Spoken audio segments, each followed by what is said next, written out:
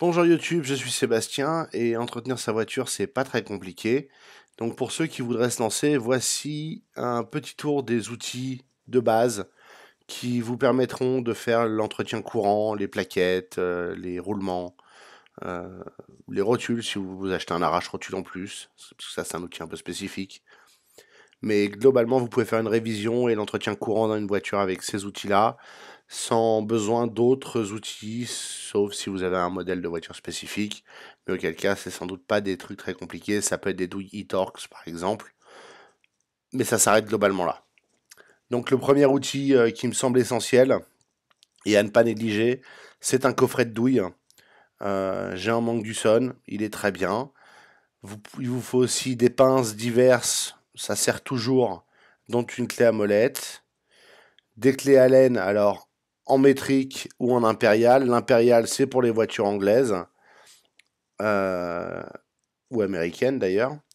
Le métrique, c'est pour tout ce qui est européen et généralement asiatique, à quelques éventuelles exceptions près. Euh, un kit qu'on trouve dans tous les magasins de brico fera l'affaire. Des clés Torx, c'est comme des clés Allen mais en étoile, c'est pratique. Les tournevis, ça a un côté essentiel évidemment. Une barre de force, alors ça c'est une clé à cliquet extensible, mais, euh, mais il y a d'autres options. C'est juste une longue barre qui vous permet d'avoir plus de levier quand vous essayez de desserrer quelque chose.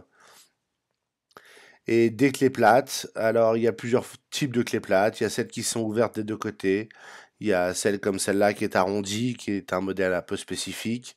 Il y a celle articulée à cliquet et non articulée à cliquet. On trouve tout ça dans les magasins de bricolage génériques.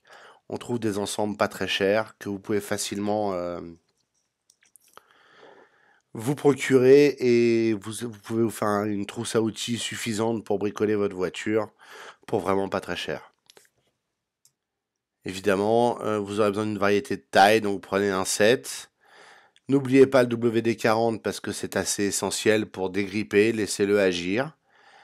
Et enfin, ça c'est un peu particulier, c'est un petit chalumeau portable à cartouche que vous pouvez vous procurer pareil dans tous les magasins de bricolage. Là encore, il y a des variations là, sur le thème de celui-là.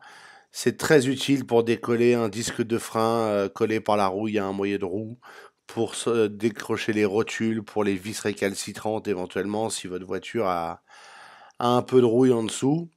Vous chauffez la partie extérieure ou la vis ou peu importe et ça brûle un peu la rouille, ça décolle, il suffit de pas grand chose pour dégripper une vis qui soit grippée ou un disque de frein qui soit collé. La chaleur fait généralement l'affaire avec les variations de température, le métal se dilate et se contracte juste assez pour libérer le système. Et enfin, si vous avez un compresseur, une clé à choc, c'est assez merveilleux pour défaire les écrous difficiles ou bien serrés. Celle-ci coûte 160 euros. Il y a des modèles moins massifs et moins chers. Et des compresseurs, on en trouve des petits pour pas très cher. Vous n'avez pas besoin de longtemps de compresseur, donc même un 50 litres fait l'affaire. Voilà, avec ça, vous pourrez entretenir votre voiture. Vous pourrez suivre une bonne partie des vidéos de cette chaîne. Évidemment, il y a des outils spécifiques comme un arrache-rotule. Ça vaut pas très cher, ça se trouve dans un centre auto. Il y a des compresse-pistons, il y a des clés dynamométriques, il y a énormément d'outils spécifiques qui existent, mais vous n'avez pas forcément besoin de ces outils spécifiques pour faire l'entretien assez basique.